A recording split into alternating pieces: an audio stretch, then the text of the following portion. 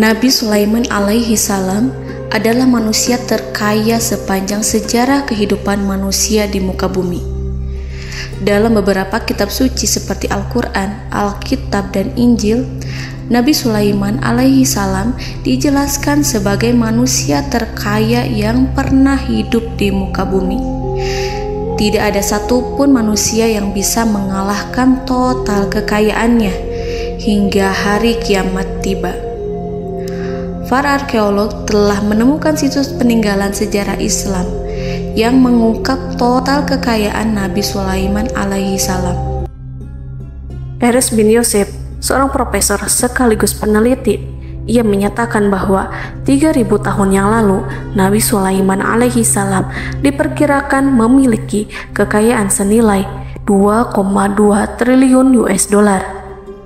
Dan apabila dikonversikan dengan nilai mata uang dolar hari ini, jika dirupiahkan, maka nilainya setara dengan 32.891.870 triliun rupiah. Profesor itu juga menjelaskan bahwa kekayaan Nabi Sulaiman alaihi salam berasal dari dua sumber, yakni istana kerajaan dan tambang tembaga. Nilai itu berkali-kali lipat lebih banyak dari total kekayaan negara Indonesia yang hanya mencapai 11.454 triliun per 30 Desember 2021. Nabi Sulaiman alaihi salam memiliki beberapa mukjizat. Di antaranya adalah dapat berbicara dengan bahasa binatang. Beliau dapat memerintah mereka untuk melakukan sesuatu. Beliau juga dapat mengendalikan besar kecilnya tekanan angin dan dapat mengatur ke arah mana angin akan berhembus. Sehingga dengan itu Nabi Sulaiman dapat memanfaatkan angin sebagai kendaraannya dan juga kendaraan tentaranya. Nabi Sulaiman juga bisa melunakkan besi dan membentuknya menjadi pakaian perang yang anti tusukan senjata tajam. Nabi Sulaiman juga memimpin para jin. Mereka tunduk dan patuh pada perintah Nabi Sulaiman alaihi salam. Tidak hanya setan, iblis laknatullah yang merupakan makhluk pembangkang dapat dibuat tunduk bertekuk lutut pada perintah-perintah Nabi Sulaiman. Nabi Sulaiman bisa melakukan teleportasi, yaitu berpindah dari suatu tempat ke tempat yang lain dalam waktu singkat.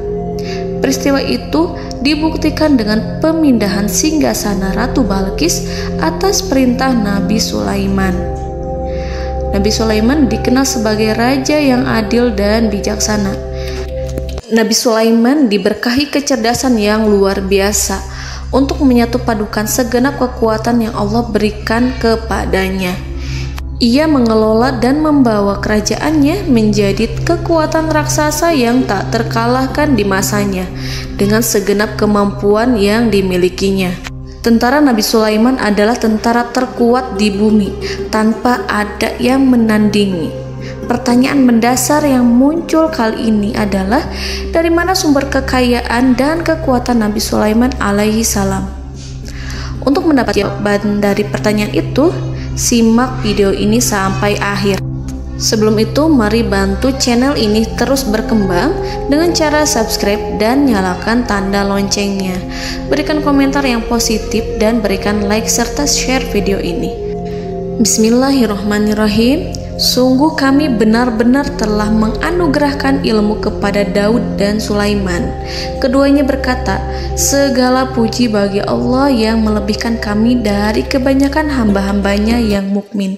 Sulaiman telah mewarisi Daud dan dia berkata, wahai manusia, kami telah diajari untuk memahami bahasa burung dan kami dianugerahi segala sesuatu. Sesungguhnya, semua ini benar-benar karunia yang nyata. Quran Surat An-Naml ayat 15-16.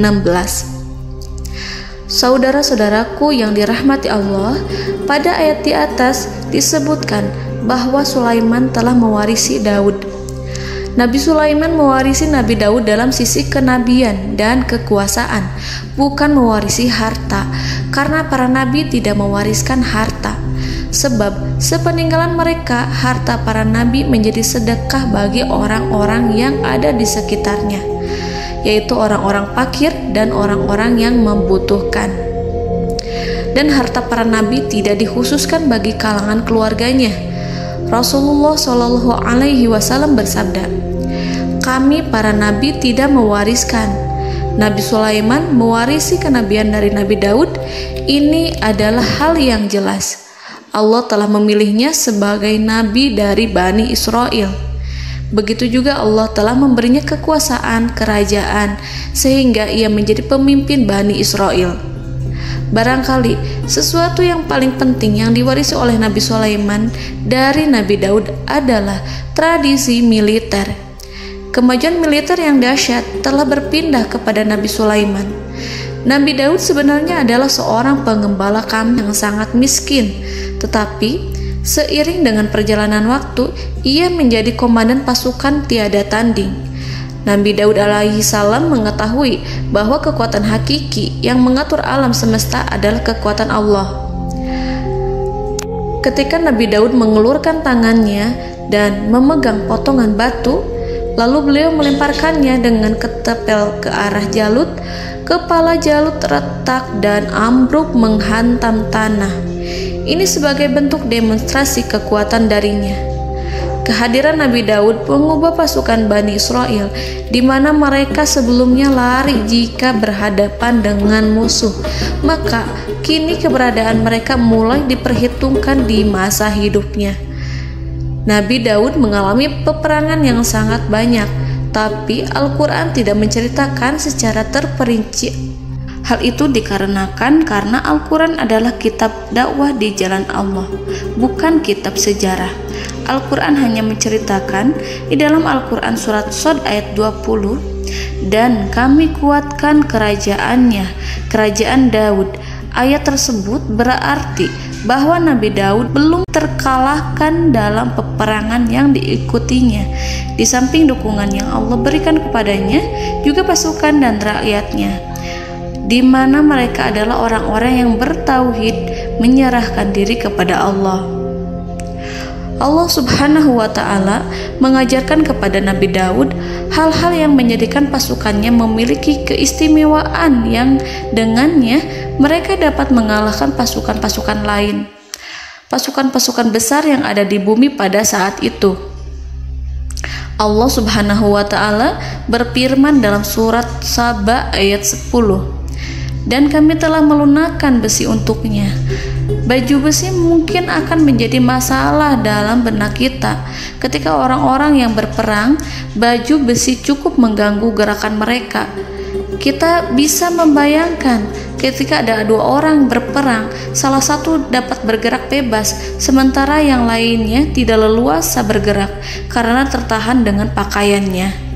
Namun, dengan kekuasaan Allah, Nabi Daud dapat melunakkan besi dan membuat baju besi yang ringan, yang mudah untuk digunakan.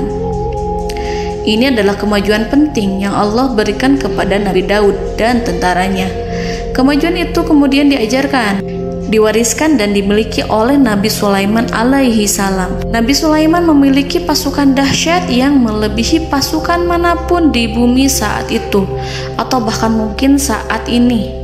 Bahkan Allah menambahkan karunia-Nya kepada Nabi Sulaiman yang disebutkan dalam Al-Quran surat An-Naml ayat 16.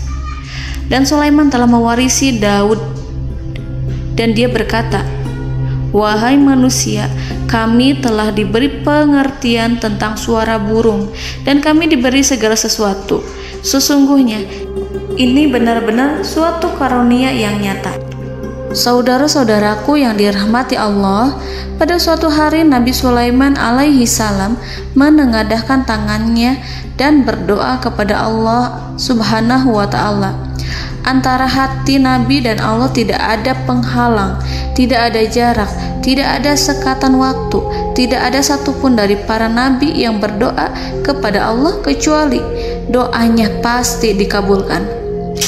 Doa Nabi Sulaiman alaihi salam direkam dalam Al-Quran surat Shad ayat 35. Nabi Sulaiman berkata, "Ya Tuhanku, ampunilah aku, anugerahkanlah kepadaku kerajaan yang tidak dimiliki oleh seorang pun sesudahku."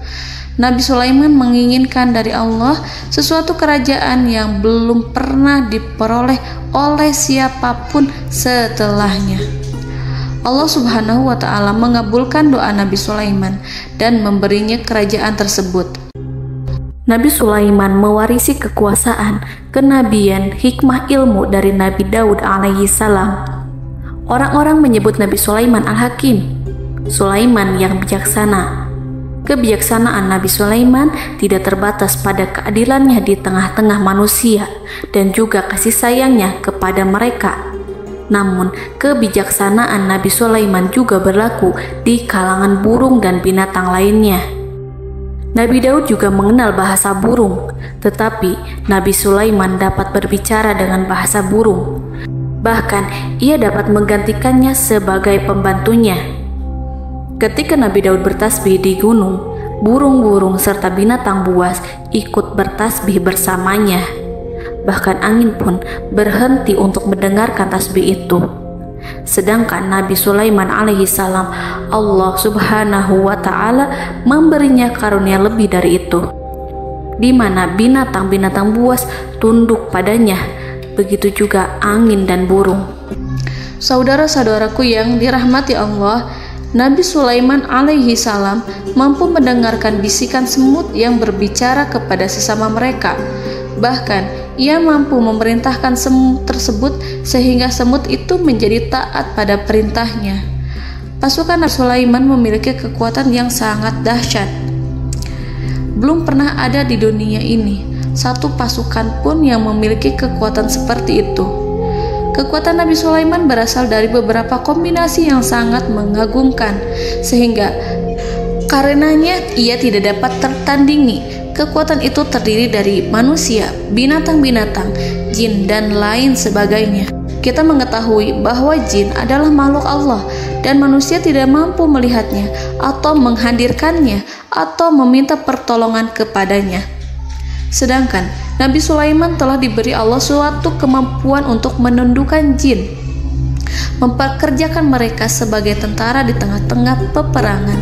Bahkan ia mampu menjadikan mereka sebagai pekerja-pekerja kasar di kerajaannya saat tidak ada peperangan. Oleh sebab itu, ketika ada pasukan lain yang mencoba melawan pasukan Nabi Sulaiman, mustahil mereka akan mendapatkan kemenangan. Bahkan pasukan Nabi Sulaiman diperkuat oleh pasukan burung. Burung di pasukan Nabi Sulaiman memerankan tugas penting, yaitu menjadi agen intelijen. Kita mengetahui bahwa peranan informasi saat peperangan adalah hal yang penting. Dari informasi tersebut, pasukan dapat mengetahui keadaan lawannya. Demikianlah peranan burung pada pasukan Sulaiman. Ia terbang di tengah-tengah musuh. Kemudian, ia kembali kepada Nabi Sulaiman untuk menyampaikan berita tentang keadaan lawannya. Di samping jin dan burung, Allah juga menundukkan angin untuk Nabi Sulaiman. Nabi Sulaiman dapat memerintahkan angin dan ia mampu untuk menaiki angin tersebut. Dalam Al-Quran surat Shad ayat 36-40, Allah Subhanahu wa Ta'ala berfirman, "Kami tundukkan kepada angin yang berhembus dengan baik menurut kemana saja yang dikehendaki Sulaiman. Dan kami tundukkan pula kepadanya setan-setan, semuanya ahli bangunan dan penyelam, dan setan yang lain yang terikat dalam belenggu. Inilah anugerah kami, maka berikanlah kepada orang lain atau tahanlah untuk dirimu tanpa perhitungan, dan sesungguhnya dia mempunyai kedudukan yang dekat pada sisi kami dan tempat kembali yang baik." Saudara-saudaraku yang dirahmati Allah, Allah Subhanahu wa Ta'ala juga memberikan kemampuan yang tak seorang pun dari para nabi mendapatkannya, yaitu kemampuan untuk memerintah setan. Setan adalah salah satu bagian dari jin. Ia adalah kelompok yang celaka dari bangsa jin. Kelompok ini sebenarnya tidak mampu dikuasai oleh manusia. Bahkan jin yang soleh tidak dapat mengatur setan. Adapun Nabi Sulaiman, Allah telah memberinya kekuasaan untuk menundukkan setan dan mempekerjakannya, bahkan mengikatnya dengan rantai serta menghukumnya jika ia menentang pada perintahnya. Setan membangun untuk Sulaiman istana-istana, patung-patung dan alat-alat perang. Bahkan setan-setan itu menyelam ke dasar lautan untuk mengeluarkan permata dan yakut untuk Sulaiman. Jika di antara setan yang menentang perintahnya, maka Nabi Sulaiman alaihi salam mengikatnya dengan rantai. Ini semua menunjukkan kekayaan Nabi Sulaiman dan kekuasaannya, di mana ia mampu mengatur banyak makhluk di bumi ini. Tentu saja, kemampuan itu semua adalah atas izin dari Allah Subhanahu wa Ta'ala sebagai mukjizat darinya. Allah Subhanahu wa Ta'ala berfirman dalam Al-Quran surat Saba ayat 12, dan sebagian dari jin adalah yang bekerja di hadapannya di bawah kekuasaannya dengan izin Tuhannya, dan siapa yang menyimpang di antara mereka dari perintah kami, maka kami rasakan kepadanya azab neraka yang apinya menyala-nyala. Para jin itu membuat untuk Sulaiman apa yang dikehendakinya, dari gedung-gedung yang tinggi, patung-patung, dan piring-piring yang besarnya seperti kolam, atau periuk yang tetap berada di atas tungku. Saudara-saudaraku yang dirahmati Allah, Nabi Sulaiman yang bijaksana adalah penguasa yang tak tertandingi di muka bumi. Meskipun memperoleh nikmat-nikmat khusus yang agung itu yang Allah berikan kepada Sulaiman, beliau tetap menunjukkan dirinya sebagai manusia yang paling banyak berzikir kepada Allah dan manusia yang paling banyak bersyukur di zamannya. Saudara-saudaraku yang dirahmati Allah, sebagaimana Allah Subhanahu wa Ta'ala memberikan nikmat kepada ayahnya Nabi Daud alaihi salam, di mana ia mampu melunakkan besi dan Allah mengajarinya bagaimana cara mencairkan besi, maka Nabi Sulaiman alaihi salam dapat memanfaatkan tembaga yang cair untuk peperangan. Dan juga di saat perdamaian, pada saat peperangan, beliau mencampur tembaga dengan besi dan menjadikannya perunggu. Mereka menggunakan senjata-senjata perunggu dalam peperangan seperti pedang, baju besi, dan juga pisau. Senjata-senjata ini adalah senjata yang paling kuat pada saat itu. Sedangkan di saat damai, tembaga digunakan untuk membuat bangunan, perhiasan, dan sebagainya. Meskipun Nabi Sulaiman mendapatkan nikmat yang besar dan karunia yang khusus, Allah Subhanahu wa Ta'ala mengujinya dengan suatu ujian yang dahsyat. Ujian yang akan selalu datang kepada seorang hamba yang soleh. Ketika hamba itu mendapatkan kedudukan besar, maka ujiannya pun menjadi besar. Allah Subhanahu wa Ta'ala menguji Nabi Sulaiman dengan penyakit. Diceritakan oleh Fahru Roji, Nabi Sulaiman diuji dengan suatu penyakit yang keras, di mana kedokteran saat itu tidak dapat dan tidak mampu mengatasinya. Sakitnya Nabi Sulaiman sangat keras sehingga para dokter dari kalangan manusia ataupun jin tidak mampu menghilangkan penyakit itu. Lalu burung-burung menghadirkan rumput-rumput yang dianggapnya sebagai obat, tetapi Nabi Sulaiman tak kunjung sembuh. Semakin hari penyakit Nabi Sulaiman semakin menjadi-jadi, sehingga ketika Nabi Sulaiman duduk di atas kursi, ia duduk bagaikan tubuh tanpa roh. Seakan-akan ia mati karena saking keras penyakit yang dideritanya. Sakit yang diderita oleh Nabi Sulaiman alaihi salam berlangsung sangat lama. Namun Nabi Sulaiman tidak henti-hentinya berzikir kepada Allah dan meminta kesembuhan kepadanya, serta selalu beristighfar dan mengungkapkan rasa cinta kepadanya. Selesailah ujian Allah terhadap hambanya Nabi Sulaiman. Beliau pun sembuh. Nabi Sulaiman merasakan kembali kesehatannya setelah ia mengetahui segala kejayaan dan segala kekuasaan serta segala kebesarannya tidak lagi mampu menghilangkan penyakit yang dideritanya kecuali jika Allah menghendaki. Saudara-saudaraku yang dirahmati Allah, Nabi Sulaiman telah membangun tempat ibadah, tempat sujud, sehingga manusia menyembah Allah di dalamnya. Orang-orang yang membangunnya berjumlah puluhan ribu orang. Tentu setiap kelompok dari mereka memiliki pekerjaan masing-masing. Di antara mereka ada yang mencairkan tembaga, di antara mereka ada yang tukang pahat, ada yang tukang ukir, ada yang membelah batu, ada yang memotong kayu, ada yang mendatangkan rumput-rumput dari Libanon, ada yang mendatangkan emas dan menjadikannya lempengan-lempengan yang mengkilat untuk menutupi kayu, serta untuk melapisi dinding-dinding.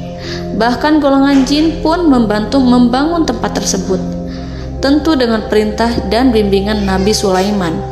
Mereka membuat patung-patung yang besar, membuat bejana yang besar untuk tempat makan para tentara dan pekerja, yaitu bejana seperti gunung. Karena saking berat dan besarnya, mereka juga membuat tempat-tempat minum yang besarnya seperti kolam.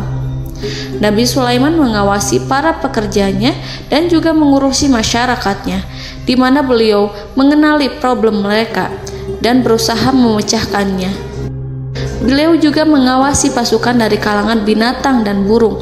Beliau mengetahui apabila ada satu di antara mereka yang tidak datang, kemana ia pergi, serta mengapa ia pergi. Nabi Sulaiman menguasai pengetahuan itu semua. Nabi Sulaiman bukan hanya mengetahui problem tentara-tentaranya dari kalangan manusia ataupun tentaranya dari kalangan burung, namun ia juga menunjukkan kasih sayang terhadap semut, di mana beliau mendengar bisikannya dan tidak suka untuk menginjaknya. Nabi Sulaiman selalu menundukkan kepalanya ke bumi sebagai bentuk rasa rendah diri dan syukur kepada Allah. Pada suatu hari, Nabi Sulaiman alaihi salam berjalan di depan tentaranya dan tiba-tiba ia mendengar suara semut yang berkata kepada temannya dari kalangan semut. Hal itu terekam dalam Al-Quran surat An-Naml ayat 18-19. Wahai semut-semut, masuklah ke dalam sarang-sarangmu agar kamu tidak terinjak oleh Sulaiman dan tentaranya, sedangkan mereka tidak menyadarinya. Nabi Sulaiman alaihi salam tersenyum mendengar itu dan ia berdoa, "Ya Allah, ya Tuhanku, berilah aku ilham untuk tetap mensyukuri nikmat-Mu yang telah Engkau anugerahkan kepadaku dan kepada kedua orang ibu bapakku, dan untuk mengerjakan amal soleh yang Kau ridhoi, dan masukkanlah aku ke dalam rahmat-Mu, ke dalam golongan hamba-hamba-Mu yang soleh." Saudara-saudaraku yang dirahmati Allah, meskipun Nabi Sulaiman mendapatkan kekuasaan dan memiliki tentara yang besar, namun beliau menunjukkan kasih sayang terhadap bangsa semut. Beliau mendengarkan bisikannya dan melihat semut yang ada di depannya. Oleh karena itu, tak mungkin baginya untuk menginjak golongan semut itu. Nabi Sulaiman bersyukur kepada Allah telah memberinya nikmat, yaitu nikmat rahmat dan kasih sayang. Di samping itu, Nabi Sulaiman alaihi salam adalah orang paling kaya di dunia. Istananya terbuat dari kayu gaharu yang memiliki wangi harum. Istananya terbuat dari emas yang terkadang dari kristal. Beliau juga memiliki kursi besar yang terbuat dari emas dan permata. Istana Nabi Sulaiman merupakan istana yang paling besar di dunia. Nabi Sulaiman menggunakan pakaian dari emas dan permata. Meskipun demikian, Nabi Sulaiman tetap menunjukkan sebagai hamba yang berserah diri dan rendah diri di hadapan Allah Subhanahu wa Ta'ala. Nabi Sulaiman yang merendahkan diri di hadapan Allah, ia selalu sujud kepada Allah, sebagaimana ayahnya yang selalu bertasbih pada Allah. Nabi Sulaiman selalu melantunkan lagu-lagu cinta ilahi dan hanya memuji Allah Subhanahu wa Ta'ala. Pada suatu hari, Nabi Sulaiman alaihi salam mengeluarkan perintah kepada pasukannya untuk bersiap-siap. Kemudian, Nabi Sulaiman keluar dan memeriksa pasukannya satu demi satu. Kelompok yang pertama adalah kelompok manusia. Nabi Sulaiman memperhatikan kesiapan mereka. Lalu Nabi Sulaiman mengeluarkan perintah-perintah kepada mereka. Kemudian Nabi Sulaiman memeriksa kelompok jin dan menyampaikan perintahnya kepada mereka. Beliau memenjarakan jin yang tampak bermalas-malasan saat bekerja.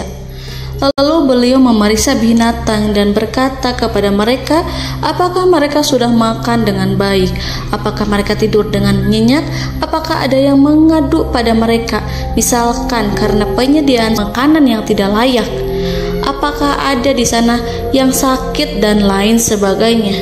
Ketika Nabi Sulaiman merasa puas dengan semuanya, Nabi Sulaiman memasuki tenda tempat berkumpulnya para burung. Nabi Sulaiman alaihissalam kemudian memasuki tenda tersebut, mengamati keadaan di sekitarnya, sehingga beliau mengetahui bahwa ada satu burung yang tidak hadir, yaitu burung hudhud. Mengapa aku tidak melihat burung hudhud? Burung-burung yang lain tampak terdiam sebagai penghormatan, dan mereka mendengarkan apa yang akan dikatakan pemimpin mereka.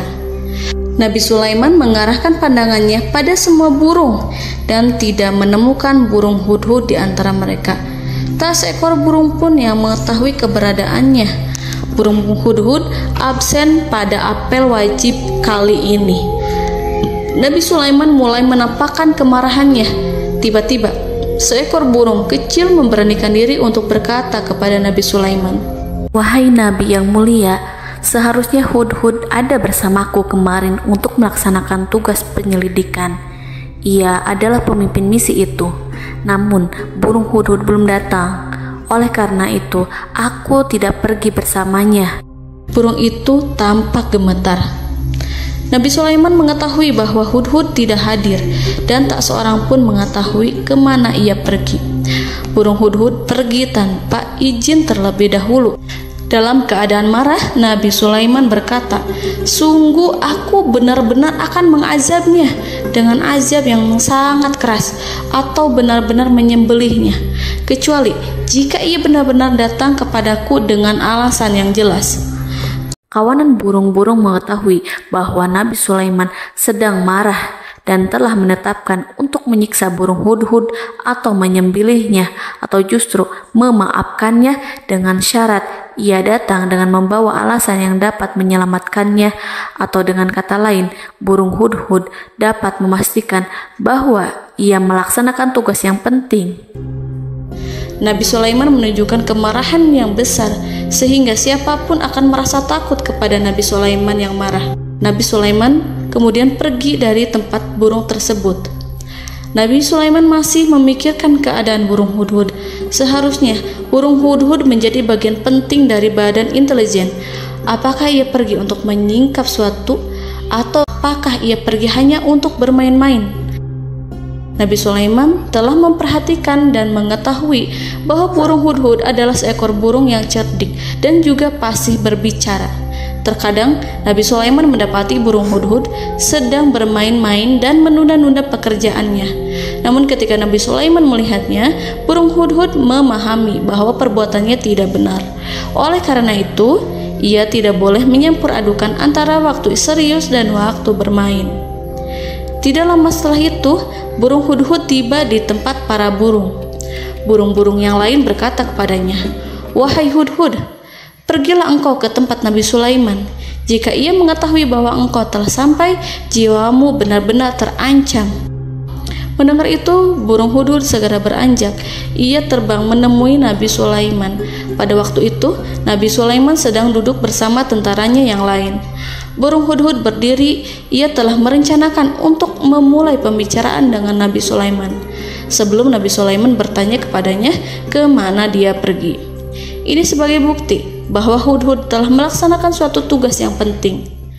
Dalam Al-Quran Surat An-Naml ayat 22, burung hudhud berbicara, "Aku telah mengetahui sesuatu yang kamu belum mengetahuinya, dan kubawa kepadamu dari negeri Saba suatu berita penting yang diyakini seakan-akan burung hudhud hendak berkata, 'Aku adalah hudhud yang miskin, tapi aku mengetahui apa yang tidak engkau ketahui, dan aku telah datang kepadamu dari kerajaan Saba dengan membawa berita yang sangat penting.'"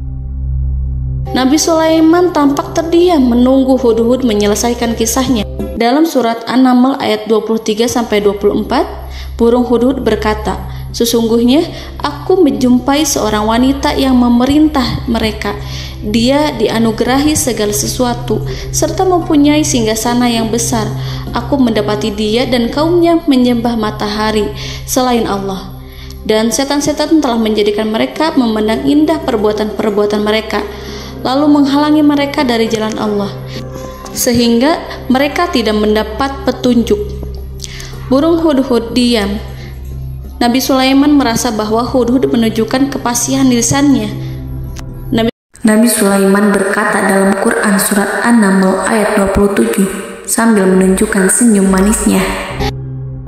Nabi Sulaiman berkata, "Akan kami lihat apakah kamu benar wahai Hudhud, ataukah kamu termasuk orang-orang yang berdusta."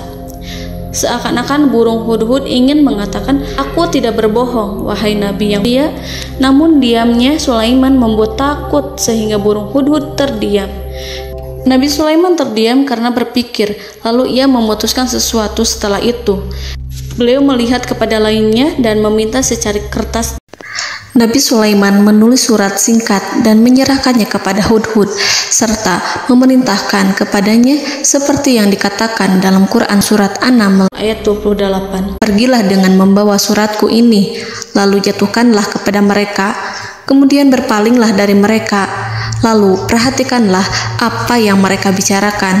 Al-Quranul Karim hanya menceritakan dalam Quran surat An-Naml bagaimana perginya Hudhud dan bagaimana ia menyerahkan surat itu. Lalu Al-Quran langsung menyebut keadaan kerajaan Balqis yang saat itu sedang membaca surat di depan para pembesar kerajaan dan para menterinya.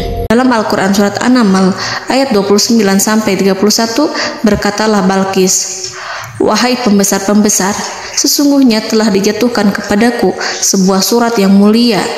Sesungguhnya surat ini dari Sulaiman, dan sesungguhnya isinya dengan menyebut nama Allah yang Maha Pengasih lagi Maha Penyayang, bahwa janganlah kalian berlaku sombong terhadapku, dan datanglah kepadaku sebagai orang yang berserah diri." Saudara-saudaraku yang dirahmati Allah, dalam surat tersebut Nabi Sulaiman menyebutkan supaya mereka menyerahkan diri dan tunduk kepada perintah Nabi Sulaiman. Nabi Sulaiman memerintahkan agar mereka meninggalkan penyembahan terhadap matahari. Nabi Sulaiman tidak mempersoalkan akidah mereka dan tidak memuaskan mereka dengan apapun. Nabi Sulaiman hanya memerintahkan bahwa ia berada di atas kebenaran. Bukankah ia didukung kekuatan yang berlandaskan keyakinan yang dimilikinya? Nabi Sulaiman hanya memerintahkan mereka agar tunduk dan patuh kepadanya. Ratu Sabak menyampaikan surat tersebut di tengah-tengah kaumnya. Dalam Quran surat An-Naml ayat 32 dijelaskan, "Dan berkatalah Balqis, wahai para pembesar, berilah aku pertimbangan dalam urusanku ini. Aku tidak pernah memutuskan sesuatu persoalan sebelum kamu berada dalam majelisku." Saudara-saudaraku yang dirahmati Allah, para pembesar istana Balqis menentang surat tersebut. Isi surat itu membangkitkan kesombongan kaum Sabak, di mana mereka merasa lebih kuat. Mereka mengetahui bahwa di sana ada seorang yang mencoba menentang mereka dan mengisyaratkan peperangan kepada mereka. Lalu ia meminta kepada mereka untuk memenuhi syarat-syaratnya sebelum terjadinya peperangan dan kekalahan. Dalam surat An-Naml ayat 33, mereka menjawab, "Kita adalah orang-orang yang memiliki kekuatan dan juga memiliki keberanian yang sangat besar dalam peperangan. Dan keputusan berada di tanganmu, wahai rajaku. Maka pertimbangkanlah apa yang akan kamu perintahkan." Saudara-saudaraku yang dirahmati Allah, para pembesar kaum Sabak seakan ingin berkata, "Kita siap untuk melaksanakan perang." Tampaknya ratu itu memiliki kebijakan yang lebih baik dari pembesar kaumnya. Surat Sulaiman itu membuatnya berpikir lebih jernih dan lebih berhati-hati. Ia berusaha sebisa mungkin menghindari peperangan. Ratu itu berpikir dalam tempo yang lama. Nama Sulaiman tidak diketahuinya dan ia pun belum pernah mendengarnya. Oleh karena itu, Ratu kaum Sabak tidak mampu mengetahui dan mendeteksi seberapa besar kekuatan Nabi Sulaiman. Boleh jadi Nabi Sulaiman memiliki kekuatan yang dahsyat, sehingga ia mampu memerangi kekuasaannya dan mengalahkannya. Kemudian Ratu memperhatikan apa yang ada di sekelilingnya.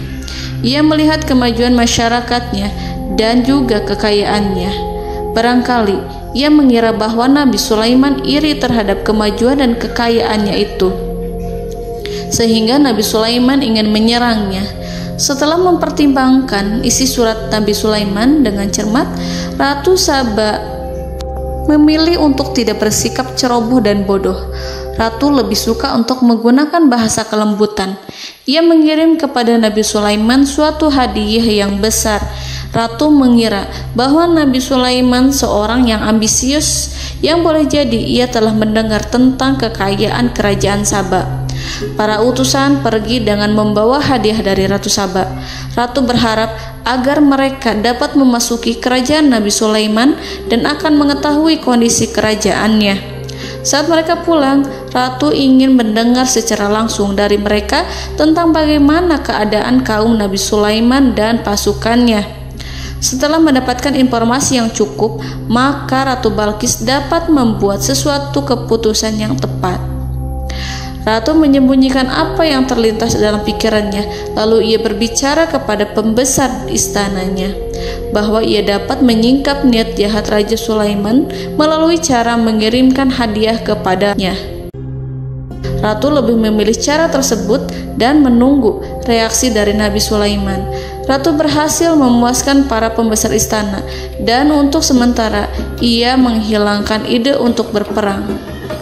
Karena para raja jika menyerang suatu desa, maka pemimpin desa tersebut adalah orang yang paling banyak mendapatkan kehinaan.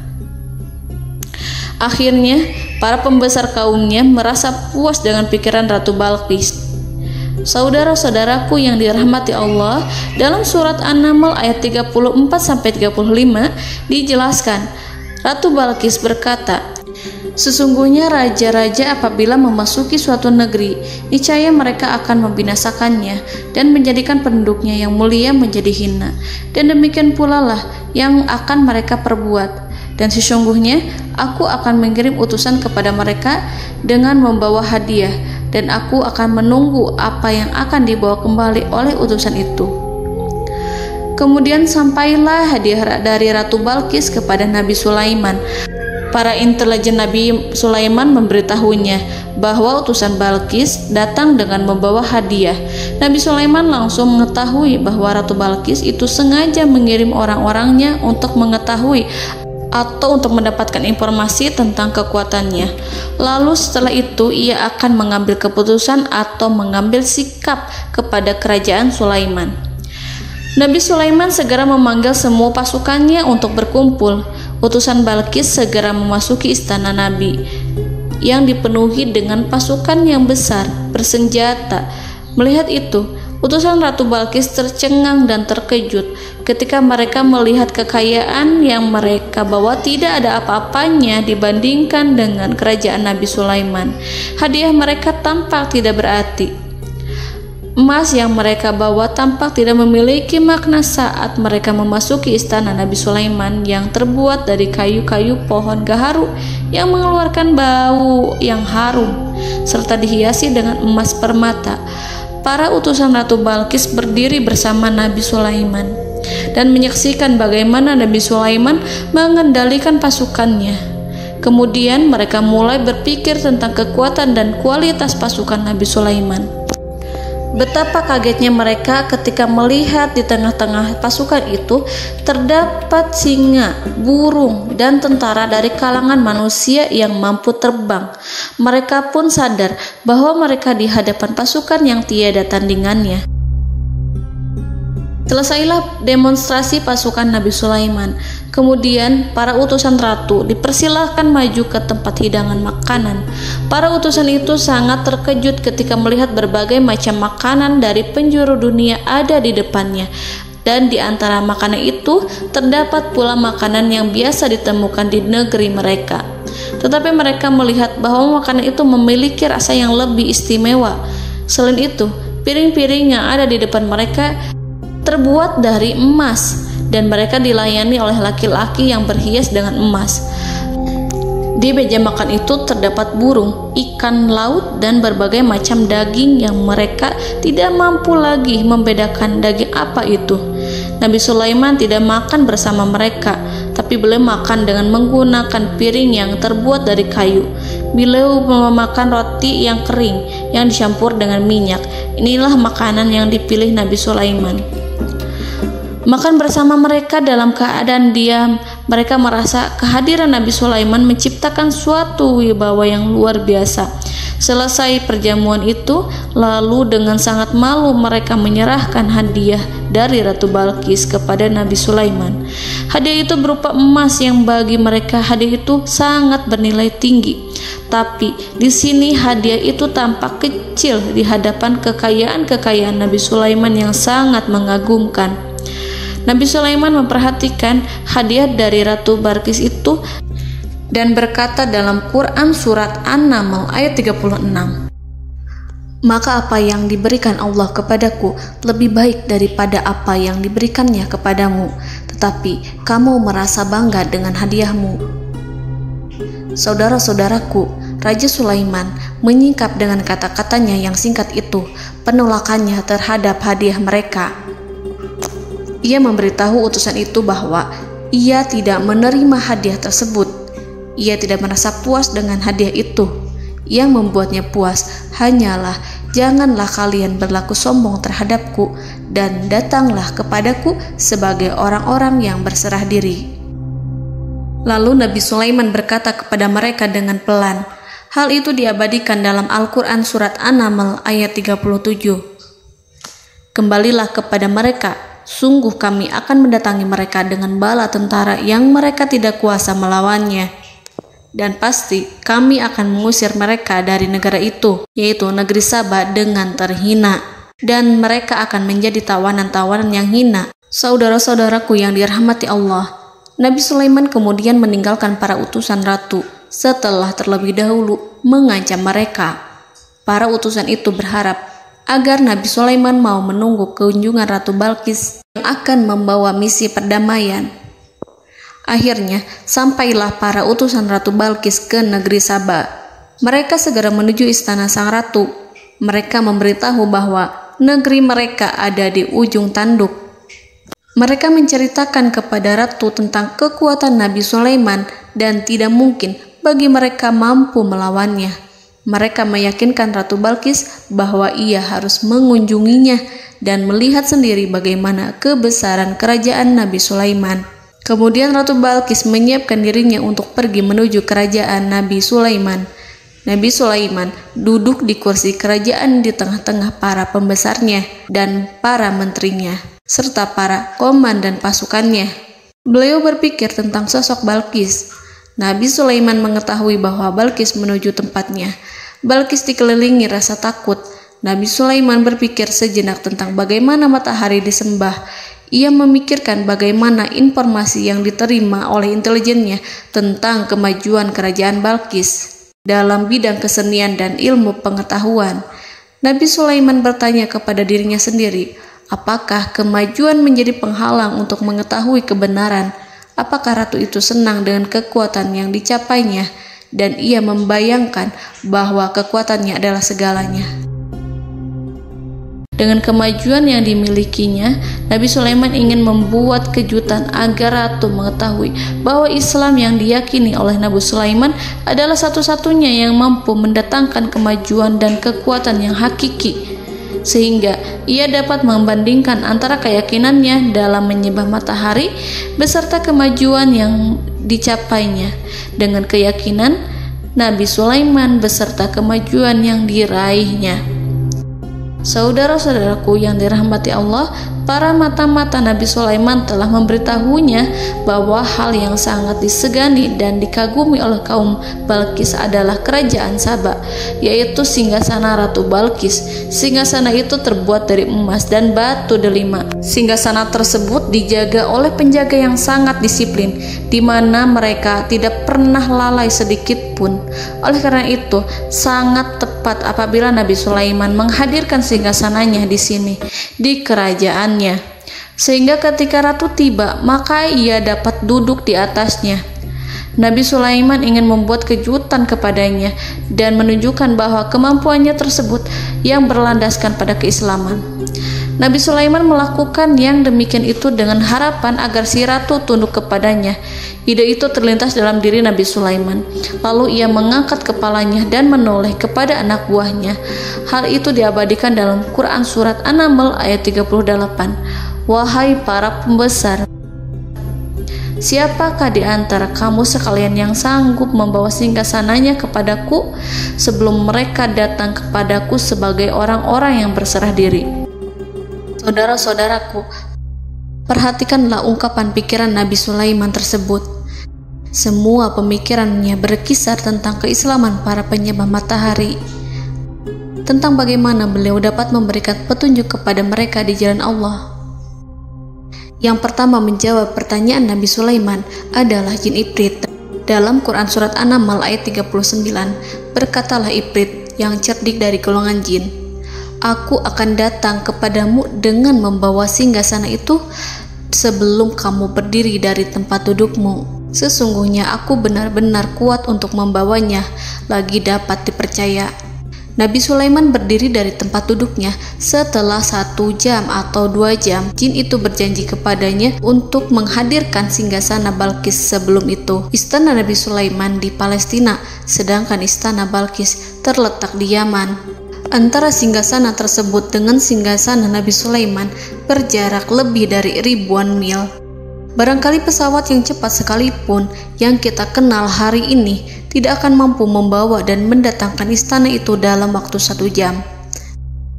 Tetapi masalahnya di sini, berhubung dengan kekuatan jin yang serba misterius, Nabi Sulaiman tidak mengomentari sedikit pun terhadap apa yang dikatakan oleh Ifrit. Nabi Sulaiman tampak menunggu tanggapan lain yang mampu menghadirkan singgasana Balkis yang lebih cepat dari jin Ifrit. Nabi Sulaiman menoleh kepada seorang yang di sana, yang duduk di atas naungan. Hal itu diceritakan dalam Al-Quran Surat An-Naml ayat 40. Berkatalah seseorang yang mempunyai ilmu dari Alkitab, "Aku akan membawa singgasana itu kepadamu sebelum matamu berkedip." Maka tatkala Sulaiman melihat singgasana itu terletak di hadapannya, ia pun berkata, "Ini termasuk karunia Tuhanku untuk menguji aku. Apakah aku akan bersyukur atau mengingkari nikmatnya? Dan barang siapa yang bersyukur, maka sesungguhnya dia bersyukur untuk kebaikan dirinya sendiri. Dan barang siapa yang ingkar, maka sesungguhnya Tuhanku Maha Kaya lagi Maha Mulia." Saudara-saudaraku, belum lama seseorang yang mempunyai ilmu dari Alkitab menyatakan kalimatnya, sehingga singgasana itu tiba-tiba ada di depan Nabi Sulaiman, yang mampu menghadirkan singgasana itu lebih cepat dari kedipan mata. Al-Quranul Karim tidak menyingkap kepribadian seseorang yang menghadirkan singgasana itu. Al-Quran hanya menggarisi bahwa orang itu mempunyai ilmu dari Alkitab. Al-Quran tidak menjelaskan kepada kita apakah ia seorang malaikat, ataukah manusia, ataukah jin. Al-Quran sengaja tidak menyingkap hakikat kitab yang dimaksud. Saudara-saudaraku yang dirahmati Allah, setelah melihat singgasana itu, Nabi Sulaiman bersyukur kepada Allah. Ia mulai memperhatikan singgasana sang ratu. Singgasana tersebut merupakan simbol pembangunan dan juga kemajuan, tetapi tampaknya ia hanya sesuatu yang biasa saja jika dibandingkan dengan kekuasaan dan kebesaran ciptaan yang dibuat oleh manusia dan jin di kalangan istana Nabi Sulaiman. Nabi Sulaiman memikirkan dalam tempo yang sangat lama singgasana Ratu Balkis itu. Kemudian beliau memerintahkan agar singgasana itu diperbaiki, sehingga saat Ratu Balkis datang, dia akan mengujinya. Apakah Ratu Balkis dapat mengenali singgasananya ataukah tidak? Dalam Al-Quran Surat An-Naml ayat 41, Nabi Sulaiman berkata, "Ubahlah baginya singgasananya, maka kita akan melihat apakah dia mengenal ataukah dia termasuk orang-orang yang tidak mengenalnya." Saudara-saudaraku yang dirahmati Allah, Nabi Sulaiman memerintahkan agar dibangun istana yang akan digunakan untuk menyambut Ratu Balkis. Nabi Sulaiman memilih tempat di laut, dan ia memerintahkan agar dibangun suatu istana di mana sebagian besarnya terdiri dari air laut. Nabi Sulaiman memerintahkan agar lantainya itu terbuat dari kaca yang tebal dan kuat, sehingga orang-orang yang berjalan di atas istana itu akan dapat melihat di bawahnya ada ikan-ikan berwarna-warni yang berenang-renang. Dan mereka akan melihat rumput-rumput laut yang bergerak-gerak. Akhirnya, selesailah pembangunan istana itu. Saking bersihnya kaca lantainya, sehingga tampak di sana tidak ada kaca. Burung hudhud memberitahu Nabi Sulaiman bahwa Balkis telah sampai dekat kerajaannya. Kemudian Ratu Balkis datang. Al-Quran tidak menyebutkan keadaan Nabi Sulaiman saat menyambut Balkis, namun Al-Quran menunjukkan dua sikap Ratu Balkis. Yang pertama, bagaimana sikap Balkis ketika pertama kali melihat singgasananya yang datang mendahuluinya, padahal ia telah meninggalkan pengawalannya untuk tetap setia menjaga singgasananya itu. Keadaan kedua adalah keadaan di depan istana yang dibangun untuk penyambutan Balkis. Istana itu penuh dengan permata yang berenang-renang di bawahnya ikan-ikan. Dalam Quran Surat An-Naml ayat 42 dijelaskan, dan ketika Balkis datang, ditanyakanlah kepadanya, "Serupa inikah singgasanamu?" Balkis menjawab, "Seakan-akan singgasana ini adalah singgasanaku. Kami telah diberi pengetahuan sebelumnya, dan kami adalah orang-orang yang berserah diri." Saudara-saudaraku, pada dialek di atas, Balkis melihat singgasananya dan ia tercengang saat mengetahui bahwa itu adalah singgasana miliknya. Namun kemudian ia mulai ragu karena melihat tidak sepenuhnya itu singgasana miliknya. Jika itu benar-benar miliknya, lalu bagaimana ia datang mendahuluinya? Dan bila bukan singgasananya, maka bagaimana Sulaiman dapat meniru sepersis dan seteliti itu? Padahal Sulaiman tidak pernah sekalipun ke kerajaannya. Nabi Sulaiman berkata saat melihat Balkis mengamati singgasananya, "Apakah ini singgasanamu?" Balkis terlihat sangat kebingungan, namun setelah itu ia menjawab, "Sepertinya benar." Nabi Sulaiman berkata, "Kami telah diberi ilmu sebelumnya dan kami sebagai orang-orang muslim." Saudaraku yang dirahmati Allah, melalui pertanyaan Nabi Sulaiman ingin mengisyaratkan kepada Balkis agar ia membandingkan antara keyakinannya beserta ilmu yang dicapainya dengan keyakinan Nabi Sulaiman yang muslim beserta pengetahuan yang telah diraihnya. Penyembahan terhadap matahari dan pencapaian ilmu yang dicapai oleh Ratu Balkis tanpa tidak ada apa-apanya dibandingkan dengan ilmu Nabi Sulaiman dan keislaman. Nabi Sulaiman telah mendahuluinya dalam bidang ilmu karena keislamannya. Karena itu, sangat mudah baginya untuk mengungguli Balkis dalam ilmu-ilmu yang lainnya. Demikianlah yang disyaratkan dalam pertanyaan Nabi Sulaiman kepada Ratu Balkis. Ratu Saba itu mengetahui bahwa ini adalah singgasananya, di mana singgasana itu datang lebih dahulu daripada dirinya. Beberapa bagian darinya telah diubah saat Balkis masih di perjalanan menuju ke tempat Nabi Sulaiman. Ia berpikir kemampuan apa yang dimiliki Nabi Sulaiman. Ratu Balkis tercengang melihat apa yang disaksikannya, yang berupa buah dari keimanan Nabi Sulaiman dan hubungannya dengan Allah Subhanahu wa Ta'ala. Sebagaimana Balkis juga tercengang ketika melihat kemajuan di bidang ilmu pembangunan, seni, dan ilmu-ilmu yang lainnya. Maka ia tidak lebih kagum lagi saat melihat hubungan yang kuat antara keislaman Nabi Sulaiman dengan ilmunya, serta kemajuan yang diraihnya. Dalam Al-Quran Surat An-Naml ayat 43 dijelaskan, dan apa yang disembahnya selama ini selain Allah mencegahnya untuk melahirkan keislamannya, karena sesungguhnya ia terdahulu termasuk orang-orang yang kafir. Saudara-saudaraku yang dirahmati Allah, berguncanglah dalam benak Balkis ribuan hal ketika melihat keyakinan kaumnya runtuh di hadapan Nabi Sulaiman. Ia menyadari matahari yang disembahnya hanya merupakan ciptaan Allah, dan Allah lah yang menggerakkannya untuk hamba-hambanya. Lalu terbitlah matahari kebenaran dalam dirinya. Hatinya diterangi oleh cahaya baru yang tidak akan tenggelam seperti tenggelamnya matahari. Masa keislamannya hanya menunggu waktu. Ratu Balkis memilih waktu yang tepat untuk mengumumkan keislamannya. Allah Subhanahu wa Ta'ala berfirman dalam Quran Surat An-Naml ayat 44.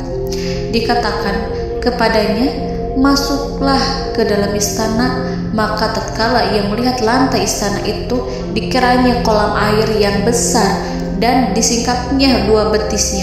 Berkatalah Sulaiman, "Sesungguhnya ia adalah istana licin yang terbuat dari kaca." Berkatalah Balkis, "Wahai Tuhanku, Sesungguhnya aku telah berbuat zalim terhadap diriku dan aku berserah diri bersama Sulaiman kepada Allah Tuhan semesta alam. Saudara-saudaraku yang dirahmati Allah, dikatakan kepada Balqis, masuklah ke dalam istana. Ketika ia masuk, maka ia tidak menyaksikan adanya kaca, tetapi ia melihat air, sehingga ia mengira akan bersinggungan dengan air. Lalu ia menyingkapkan sedikit bajunya agar bajunya itu tidak basah. Nabi Sulaiman mengingatkannya tanpa melihatnya agar ia tidak khawatir terhadap pakaiannya, karena pakaiannya tidak akan basah, sebab di sana tidak ada air. Itu sekedar kaca yang halus, yang saking halusnya sehingga ia tidak tampak. Pada kesempatan itulah Balqis mengumumkan keislamannya, yang mengakui kelalimannya, dan ia menyatakan menyerahkan diri kepada Nabi Sulaiman dan kepada Allah Tuhan semesta alam. Lalu kaumnya pun mengikutinya dan mereka memeluk Islam. Balqis menyadari ia berhadapan dengan penguasa yang terbesar di bumi dan Nabi Allah yang mulia. Untuk pertama kalinya, wajah Sulaiman tampak dihiasi dengan senyuman yang menunjukkan kepuasannya sejak Balqis mengunjunginya. Demikianlah Nabi Sulaiman mewujudkan kejayaannya yang hakiki dan menyebarkan cahaya Islam di muka bumi. Saudara-saudaraku, Al-Quran tidak menyebutkan kisah Balqis setelah keislamannya. Para ahli tafsir mengatakan bahwa ia menikah dengan Nabi Sulaiman. Selain itu, ada yang mengatakan bahwa ia menikah dengan salah satu orang dekat Nabi Sulaiman. Ada juga yang mengatakan bahwa sebagian Raja Habasyah adalah keturunan dari buah perkawinan ini. Wallahu a'lam bishawab. Saudara-saudaraku yang dirahmati Allah, Nabi Sulaiman hidup di tengah-tengah kejayaan dan kemuliaan di bumi. Kemudian Allah menetapkan kematian untuknya, sebagaimana kehidupan Sulaiman berada di puncak kemuliaan dan kejayaan yang penuh dengan keajaiban yang luar biasa, maka kematiannya pun merupakan tanda-tanda kebesaran Allah yang penuh dengan keajaiban. Demikianlah bahwa kematiannya sesuai dengan kehidupannya, sesuai dengan kejayaannya. Allah berfirman tentang kematian Sulaiman di dalam Al-Quran surat Saba ayat 14. Maka tatkala kami telah menetapkan kematian Nabi Sulaiman, tidak ada yang menunjukkan kepada mereka kematiannya itu kecuali rayap yang memakan tongkatnya. Maka tatkala ia telah tersungkur, tahulah jin bahwa kalau sekiranya mereka mengetahui yang gaib, tentulah mereka tidak akan tetap dalam siksa yang menghinakan. Saudara-saudaraku, kemampuan Nabi Sulaiman untuk menundukkan jin dan mempekerjakan mereka serta hubungan mereka dengan semua itu menimbulkan fitnah di tengah-tengah manusia dalam hal tertentu. Kematian Nabi Sulaiman merupakan batasan jawaban terhadap fitnah ini. Kami tidak mengetahui siapa yang mengklaim bahwa jin mengetahui hal yang gaib. Apakah itu setan yang terkutuk, atau jin yang bodoh, atau manusia yang tertipu? Kami tidak mengetahui siapa yang bertanggung jawab terhadap tersebarnya isu yang keliru ini. Yang kita ketahui adalah bahwa hal tersebut adalah mempengaruhi sebagian manusia dan jin. Barangkali manusia berkata kepada diri mereka, selama jin melakukan perbuatan yang luar biasa ini, maka apa gerangan yang menjadikan mereka tidak mengetahui hal yang gaib itu? Manusia itu lupa bahwa kunci kegaiban berada di tangan Allah. Masalah ilmu gaib tidak akan mampu dikuasai oleh jin dan manusia. Hanya Dia yang mengetahuinya, dan manusia diberitahu hanya sedikit sekali.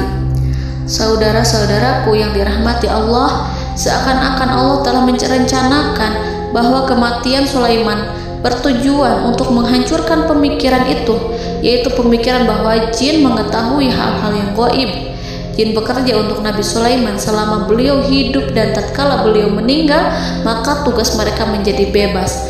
Nabi Sulaiman meninggal tanpa diketahui oleh jin, sehingga mereka tetap bekerja untuk mereka, tetap mengabdi kepada Sulaiman.